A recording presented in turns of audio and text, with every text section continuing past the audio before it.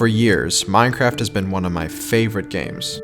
Ever since I started playing the free classic version on Minecraft's homepage and eventually bought the game in beta 1.8, I was hooked. World after world, server after server, I kept discovering more and more about the game. But at a few points, my interest started to slow down. I thought I already discovered mostly everything I wanted to know about the game. Boy, was I wrong. In 2016, I joined 2B2T for the first time. Though I thought, keep in mind, this was right in the midst of the Russia invasion when the queue was regularly over 1,000 players long.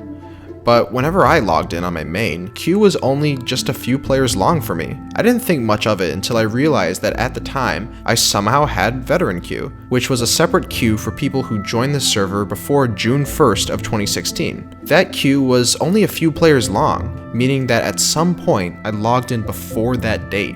If I didn't just happen to have veteran queue at the time, I probably would have never started playing on 2B2T, but I did. So I started walking around, seeing what the server was all about. After wandering around Spawn for a few days, I decided to set a goal: escape the destruction of Spawn to New World Generation. So I started walking out until I found trees to get my first set of tools and eating all the apples I can find from the decaying leaves. The lag was intense, getting down to as low as 2 TPS. Imagine mining with a wooden pickaxe in that lag.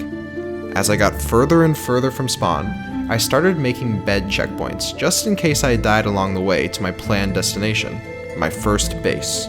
The base consisted of a small quaint house on the surface with a farm next to it.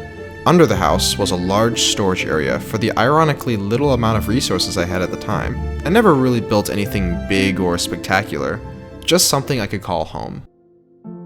For months, I would stay there, all on my own. Living like that on 2B2T was almost like a single-player experience, with the exception of the lag and the chat. Was this really how I wanted to play on 2B2T? Just live alone forever, hundreds of thousands of blocks away?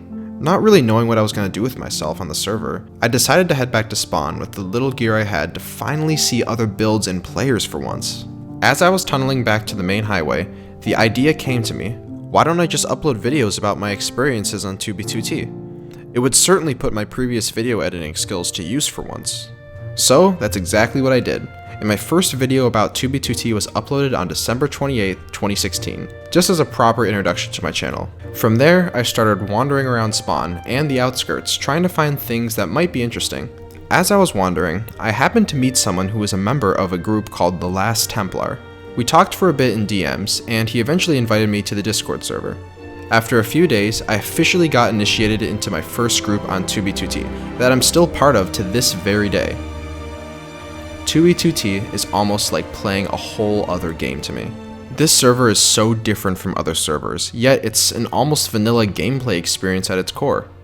What makes 2B2T so special is the old map, the ability to use hack clients without the threat of being banned, not having to worry about map resets, the uncensored chat, the things to explore, the various server groups, the drama, the map art, the tap maps, the stories people have, and the general uncertainty of all things on the server.